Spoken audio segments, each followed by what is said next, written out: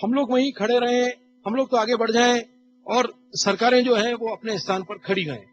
ऐसा नहीं होता है। संसदीय शासन व्यवस्था में ये बहुत महत्वपूर्ण बात है कि वह समय के साथ साथ अपने आप को परिवर्तन उसमें ले आती है, क्योंकि संकट जैसी अगर कोई व्यवस्था होती है, अगर हम देखें कि राष्ट्रीय संकट उत्पन्न हो गया है, तो वहां पर किसी असाधारण अवसर पर जो है वो परिवर्तन प्रधानमंत्री के अंदर किया जा सकता है, उसके मंत्रिमंडल के सदस्यों के अंदर किया जा सकता है। और ब्रिटेन में हम देखें, ब्रिटेन इसका बहुत बढ़िया उदाहरण है कि फर्स्ट वर्ल्ड वॉर के समय में वहां प्राइम मिनिस्टर चेंज हुए और सेकेंड वर्ल्ड वॉर के टाइम में भी, क्योंकि वो प्राइम मिनिस्टर ढंग से स्थितियों को संभाल नहीं पाए सेकेंड वर्ल्ड वॉर में, इसलिए उनको हटाकर विंस्टन चर्चिल को प्राइम मिनिस्टर बनाया गया। तो समय अनुकूल परिवर्तन जो है वो संसदीय शासन व्यवस्था में हो सकता है। अगर हम तुलना करें, अगर आप उसको देखें, अध्यक्षात्मक शासन व्यवस्था के साथ तुलना करके देखें आप, तो वो तुलना करके हमारे को ये लगता है कि हाँ, वहां पर अगर प्रेसिडेंट अगर इनएफिशिएंट भी है तो उसको एक निश्चित प्रक्रिया के तहत ही हटाकर नया प्रेसिडेंट लाया जा सकता है। उसको बीच में अपने कार्यकाल से हटाया नहीं जा सकता, क्योंकि उसका कार्यकाल बिल्कुल ही निश्चित होता है। और इसमें एक और बात जो इंपॉर्टेंट है और अगला पॉइंट भी है, वो ये है कि rule of the popular and experience person, मतलब जो संसदीय शासन व्यवस्था है उसमें योग्यतम, अनुभवी एवं लोकप्रिय व्यक्ति का शासन उसको हम कहते हैं। वो कैसे कि जो संसदीय शासन व्यवस्था है उसमें जो योग्य व्यक्ति हैं या अपने फील्ड के या अपने फन के जो माहिर लोग हैं, वो कहीं ना कहीं जनता के बीच में जाकर अपनी बात को रखते हैं, अपनी बात को प्रेजेंट करते हैं और उसके बाद में जनता उनको अपना प्रतिनिधि बनाकर संसद में भेजती है। और इसके आधार पर, क्योंकि हम देखें कि कोई भी व्यक्ति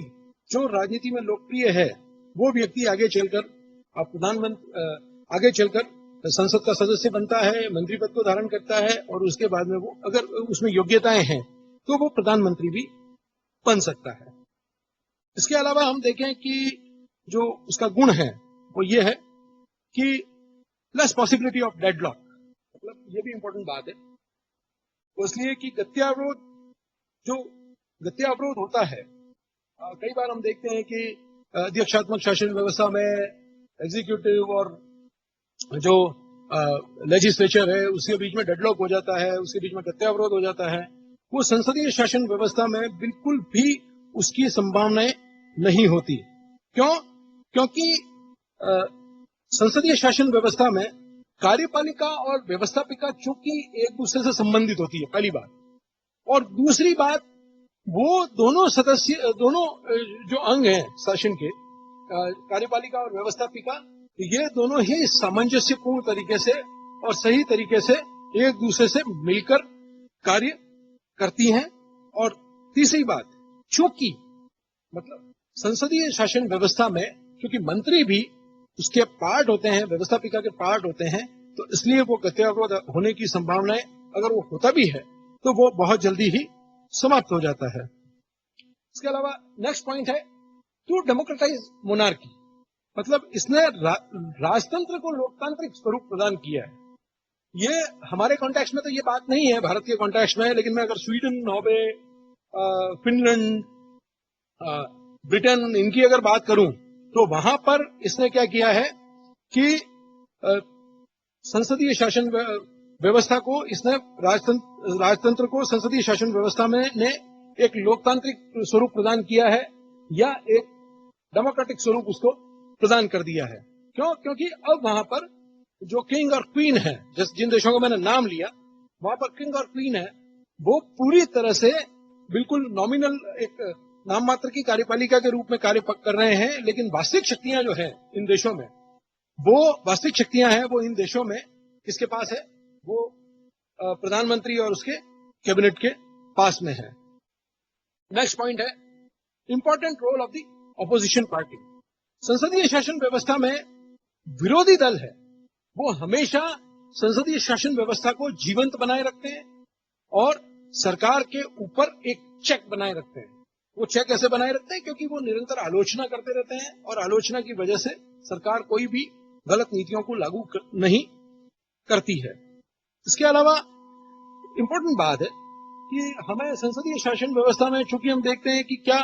वो जनता को राजनीतिक शिक्षा मिल रही है या नहीं मिल रही है, क्योंकि किसी भी पॉलिटिकल सिस्टम को हम देखें या फॉर्म ऑफ द गवर्नमेंट को देखें, अल्टीमेटली हम ये डिसाइड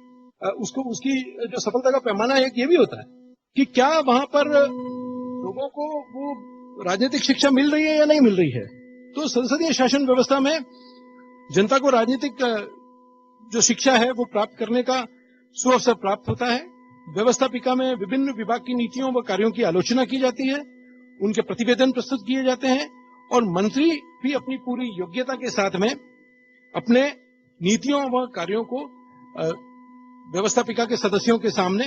रखते हैं। और ये रखने से क्या होता है, हम देखते हैं कि संसद की कार्रवाई लगातार प्रसारित होती है, प्रचारित होती है कि आज संसद में ये गतिविधि हुई, आज ये बिल पेश हुआ। तो अल्टीमेटली उससे जनता को वो राजनीतिक रूप से उसको एक चेतना उसमें जागृत होती है और वो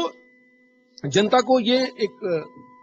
मैसेज मिलता है कि हमारा पॉलिटिकल सिस्टम या हमारी राजनीतिक व्यवस्था किस तरीके से काम कर रही है, या वो जो हमने चुन के भेजे हैं प्रतिनिधि वो वास्तविक रूप से क्या कार्य कर रहे हैं। इसके अलावा अगला पॉइंट है कि इसके गुण में कि राज्य प्रमुख का निष्पक्ष परामर्श संसदीय शासन व्यवस्था को मिलता है। संसदीय शासन व्यवस्था में अगर हम देखें, राज्य प्रमुख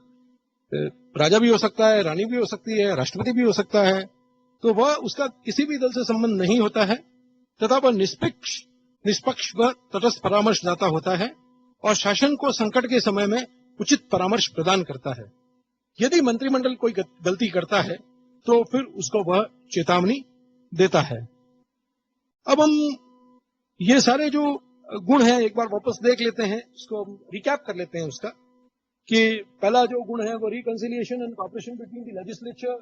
responsible system of the government. तीसरा पॉइंट है check on the despotism of the government, change along with the time,